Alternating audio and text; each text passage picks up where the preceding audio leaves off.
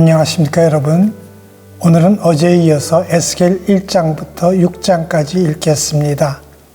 에스겔 1장에서 우리는 선지자 에스겔이 하나님께로부터 부르심을 받은 시기와 그 환경에 대한 설명을 볼 수 있는데, 그는 이스라엘이 포로가 된 지 5년 되었을 때 그발 강가에서 부르심을 받아 선지자가 되었다고 기록하고 있습니다.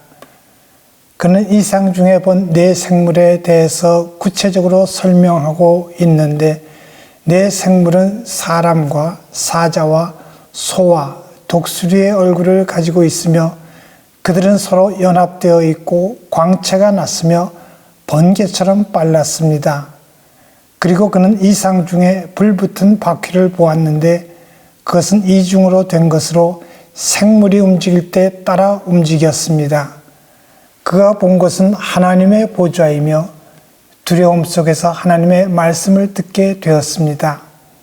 에스겔 2장에서 선지자는 자신의 나약함을 알고 여호와의 무서운 계시 앞에 엎드렸습니다. 하나님께서는 패역한 백성에게 선지자를 세워 그들의 범죄의 사실을 폭로하시고 회개를 촉구하시겠다고 말씀하셨습니다.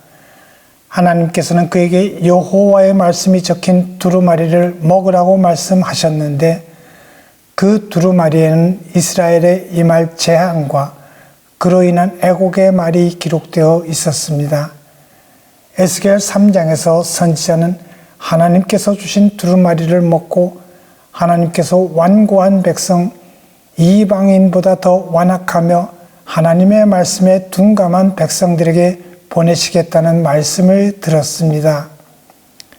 그러나 이스라엘 족속은 그 마음이 강팍하여 그의 말을 듣지 않을 것이라고 말씀하셨습니다. 그리고 그는 백성들의 완악함으로 인해서 분한 마음을 갖기도 했지만, 바벨론에 포로된 백성들을 보고 답답한 마음으로 7일을 보내기도 했습니다. 이어서 하나님께서 그에게 이스라엘의 파수꾼으로서 목숨을 걸고 백성들을 깨우치라고 말씀하셨습니다.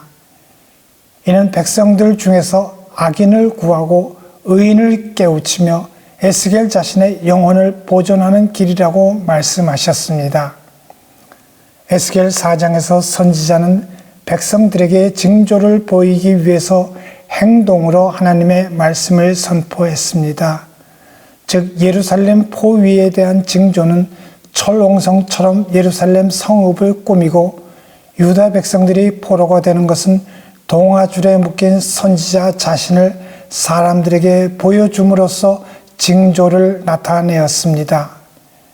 유다 백성들이 포위되어 있는 기간 동안 그들은 인분 불에 떡을 구워 먹는 비참한 신세가 될 것이라고 하나님께서 말씀하셨는데, 그는 자신은 순결하니 인분을 사용하지 않게 해달라고 기도했습니다.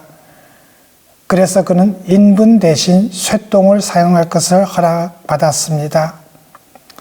에스겔 5장에서 우리는 성전을 더럽힌 예루살렘 백성들을 선지자의 머리털과 수염같이 불에 태우고 바람에 날려보냄같이 멸망시켜 버릴 것이라는 여호와의 추상 같은 말씀을 들을 수 있습니다.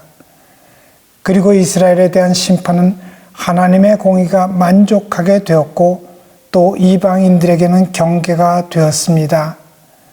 에스겔 6장에서 하나님께서는 우상을 섬긴 이스라엘을 심판하시되 모든 산당의 제단을 회파하고 사람들의 시체를 그 제단에 흩어 멸하시겠다고 말씀하셨습니다. 이 모든 심판은 이스라엘 백성으로 하여금 여호와를 알게 하기 위함이었습니다. 오늘도 성령의 인도하심을 따라 주님 말씀에 순종함으로 말미암아 승리하는 삶을 살아가는 참으로 복된 여러분 모두가 될 수 있기를 간절히 바랍니다.